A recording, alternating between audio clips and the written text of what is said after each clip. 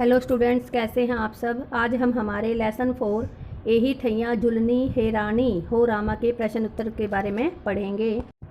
पहला क्वेश्चन देखिए, हमारी आज़ादी की लड़ाई में समाज के उपेक्षित माने जाने वाले वर्ग का योगदान भी कम नहीं रहा है। इस कहानी में ऐसे लोगों के योगदान को लेखक ने किस प्रकार उभारा है। भारत की आज़ादी की लड़ाई में हर धर्म और वर्ग के लोगों ने बढ़ चढ़कर भाग लिया था। इस कहानी में लेखक ने टुन्नू व दुलारी जैसे पात्रों के माध्यम से उस वर्ग को उभारने की कोशिश की है जो समाज में हीन या उपेक्षित वर्ग के रूप में देखे जाते हैं। टुन्नू व दुलारी दोनों ही कजली गायक हैं। टुन्नू ने आज़ादी के लिए निकाले गए जुलूसों में भाग लेकर व अपने प्राणों की आहुति देकर ये सिद्ध किया कि ये वर्ग मात्र नाचने या गाने के लिए पैदा नहीं हुए हैं, अपितु इनके मन में भी आज़ादी प्राप्त करने का जोश है। इसी तरह दुलारी द्वारा रेशमी साड़ियों को जलाने के लिए देना भी एक बहुत ही बड़ा कदम था तथा इसी तरह जलसे में बतौर गायिका जाना व उसमें नाचना गाना उसके योगदान की ओर इशारा करता है। लेखक ने इस प्रकार समाज के उपेक्षित लोगों के योगदान को स्वतंत्रता के आंदोलन में महत्वपूर्ण माना है। सेकंड क्वेश्चन देखिए, कठोर हृदयी समझी जाने वाली दुलारी टुन्नू की मृत्यु पर क्यों विचलित हो उठी। दुलारी अपने कठोर स्वभाव के लिए प्रसिद्ध थी, परंतु दुलारी का स्वभाव नारियल की तरह था। वह एक अकेली स्त्री थी, इसलिए स्वयं की रक्षा हेतु वह कठोर आचरण करती थी, परंतु अंदर से वह बहुत नरम दिल की स्त्री थी। टुन्नू जो उसे बहुत प्रेम करता था, उसके लिए उसके हृदय में बहुत खास स्थान था, परंतु वह हमेशा टुन्नू को धुतकारती रहती थी क्योंकि टुन्नू उससे उम्र में बहुत छोटा था। परंतु उसके मन में टुन्नू का एक अलग ही स्थान था। उसने जान लिया था कि टुन्नू उसके शरीर का नहीं बल्कि उसकी गायन कला का भी प्रेमी था। फेंकू द्वारा टुन्नू की मृत्यु का समाचार पाकर उसका हृदय दर्द से फट पड़ा और आंखों से आंसू की धारा बह निकली। किसी के लिए ना पसीजने वाला हृदय आज चित्कार कर रहा था। उसकी मृत्यु ने टुन्नू के प्रति उसके प्रेम को सबके समक्ष प्रस्तुत कर दिया। उसने टुन्नू द्वारा दी गई खादी की धोती पहन ली। थर्ड क्वेश्चन देखिए, कजली दंगल जैसी गतिविधियों का आयोजन क्यों हुआ करता होगा। कुछ और परंपरागत लोक आयोजनों का वर्णन कीजिए। उस समय यह आयोजन मात्र मनोरंजन का साधन हुआ करता था, परंतु फिर भी इनमें लोगों की प्रतिष्ठा का प्रश्न रहा करता था। इन कजली गायकों को बुलवाकर समारोह का आयोजन करवाया जाता था, अपनी प्रतिष्ठा को उसके साथ जोड़ दिया जाता था और यही ऐसे समारोह की जान हुआ करते थे। उनकी हार जीत पर सब टिका हुआ होता था। भारत में तो विभिन्न स्थानों पर अलग अलग रूपों में अनेक समारोह किए जाते हैं, जैसे उत्तर भारत में पहलवानी या कुश्ती का आयोजन, राजस्थान में लोक संगीत व पशु मेलों का आयोजन, पंजाब में लोक नृत्य व लोक संगीत का आयोजन, दक्षिण में बैलों के दंगल व हाथी युद्ध का आयोजन किया जाता था।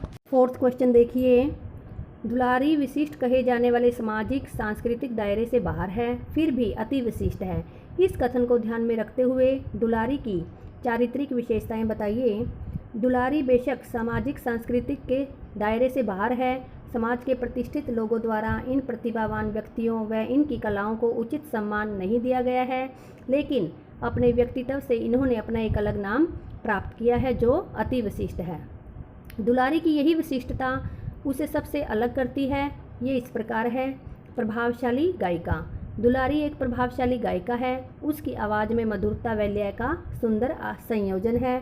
पद्य में तो सवाल जवाब करने में उसे कुशलता प्राप्त थी। उसका सामना अच्छे से अच्छा गायक भी नहीं कर पाता था। सेकंड है, देश के प्रति समर्पित।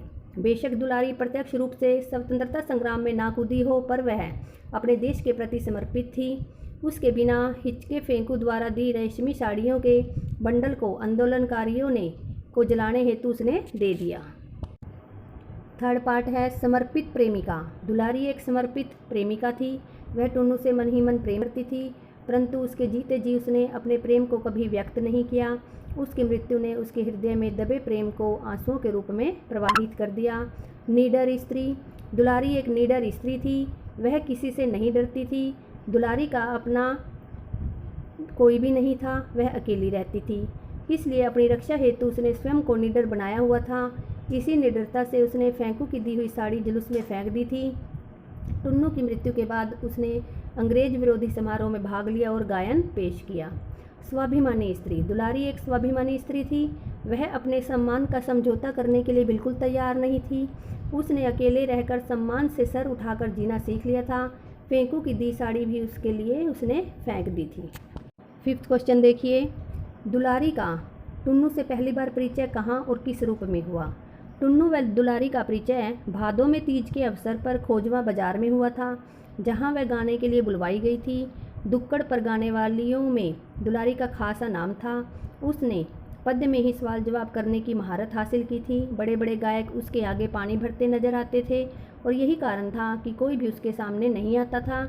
उसकी कजली दंगल में उसकी मुलाकात टुन्नू से हुई थी। उसने भी पद्यात्मक शैली में प्रश्न उत्तर करने में कुशलता प्राप्त कर रखी थी।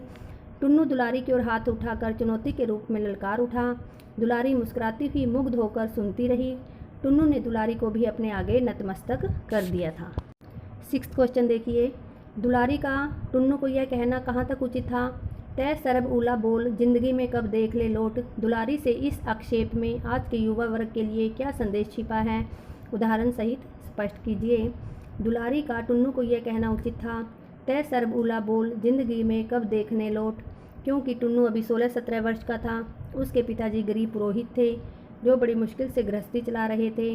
टुन्नू ने अब तक लोट यानी कि नोट देखे नहीं थे।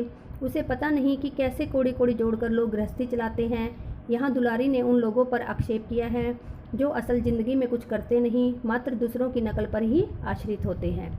उसके अनुसार इस ज़िंदगी में कब क्या हो जाए कोई नहीं जानता। इस ज़िंदगी में कब नोट या धन देखने को मिल जाए कोई कुछ नहीं जानता। इसलिए हर परिस्थिति के लिए तैयार रहना चाहिए। 7th क्वेश्चन देखिए, भारत के स्वाधीनता आंदोलन में दुलारी और टुन्नू ने अपना योगदान किस प्रकार दिया? विदेशी वस्त्रों के बहिष्कार हेतु चलाए जा रहे आंदोलन में दुलारी ने अपना योगदान रेशमी साड़ी व फेंकू द्वारा दी गई रेशमी साड़ी के बंडल को देकर दिया। बेशक वह प्रत्यक्ष रूप में आंदोलन में भाग नहीं ले रही थी, फिर भी वह अप्रत्यक्ष रूप से उसने अपना योगदान दिया था। टुन्नू ने स्वतंत्रता संग्राम में एक सिपाही की तरह अपना योगदान दिया था। उसने रेशमी कुर्ता व टोपी के स्थान पर खादी के वस्त्र पहनना शुरू कर दिया था।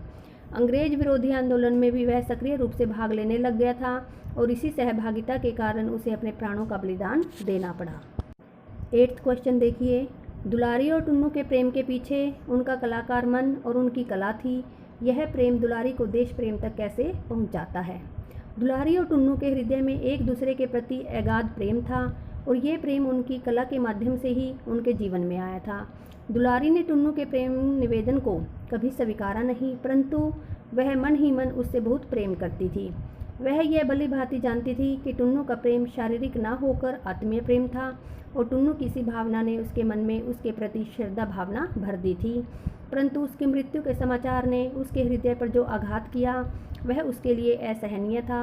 अंग्रेज अफसर द्वारा उसकी निर्दयतापूर्वक हत्या ने उसके अंदर के कलाकार को प्रेरित किया और उसने स्वतंत्रता सेनानियों द्वारा आयोजित समारोह में अपने गायन से नई जान फूंक दी। यही से उसने देश प्रेम का मार्ग चुना। 9 क्वेश्चन देखिए, जलाए जाने वाले विदेशी वस्त्रों के ढेर में अधिकांश वस्त्र फटे पुराने थे, परंतु दुलारी द्वारा विदेशी मिलों में बनी कोरी साड़ियों का फेंका जाना उसकी किस मानसिकता को दिखाता है? आज़ादी के दीवानों की एक टोली जलाने के लिए विदेशी वस्त्रों का संग्रह कर रही थी। अधिकतर लोग फटे पुराने वस्त्र दे रहे थे। दुलारी के वस्त्र बिल्कुल नए थे। दुलारी द्वारा विदेशी वस्त्रों के ढेर में कोरी रेशमी साड़ियों का फेंका जाना यह दिखाता है कि वह एक सच्ची हिंदुस्तानी है, जिसके हृदय में देश के प्रति प्रेम व आदर भाव है। देश के आगे उसके लिए साड़ियों का कोई मूल्य नहीं है। उसके हृदय में उन रेशमी साड़ियों का कोई मोह नहीं था। मोह था तो अपने देश के सम्मान का, आदर का, इज्जत का। वह उसकी सच्चे देश प्रेमी की मानसिकता को दिखाता है। 10th क्वेश्चन देखिए, मन पर किसी का बस नहीं, वह रूप या उम्र का कायल नहीं होता। टुन्नू के इस कथन में उसका दुलारी के प्रति किशोर जनित प्रेम व्यक्त हुआ है, परंतु उसके विवेक ने उसके प्रेम को किस दिशा की ओर मोड़ा? टुन्नू दुलारी से प्रेम करता था। वह दुलारी से उम्र में बहुत ही छोटा था। वह मात्र 16 या 17 साल का लड़का था। दुलारी को उसका प्रेम उसकी उम्र की नादानी के अलावा कुछ नहीं लगता था, इसलिए वह उसका तिरस्कार करती रहती थी। परंतु इन वाक्यों ने जैसे एक अल्हड़ लड़के में प्रेम के प्रति सच्ची भावना देखी। उसका प्रेम शरीर से न जुड़कर उसकी आत्मा से था। टुन्नू के द्वारा कहे वचनों ने दुलारी के हृदय में उसके आसन को और दृढ़ता से स्थापित कर दिया। टुन्नू के प्रति उसके विवेक ने उसके प्रेम को श्रद्धा का स्थान दे दिया। अब उसका स्थान अन्य कोई व्यक्ति नहीं ले सकता था। 11वां क्वेश्चन देखिए, एही ठैया झुलनी हेरानी हो रामा का प्रतीकार्थ समझाइए। इस कथन का शाब्दिक अर्थ है कि इसी स्थान पर मेरी नाक की लौंग खो गई है, मैं किससे पूछूं।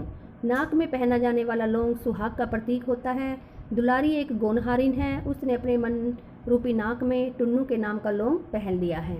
दुलारी की मनस्थिति देखें तो जिस स्थान पर उसे गाने के लिए आमंत्रित किया गया था उसी स्थान पर टुन्नू की मृत्यु हुई थी, तो उसका प्रतीकार्थ होगा, इसी स्थान पर मेरा प्रियतम मुझसे बिछड़ गया है, अब मैं किससे उसके बारे में पूछूं कि मेरा प्रियतम मुझे कहाँ मिलेगा।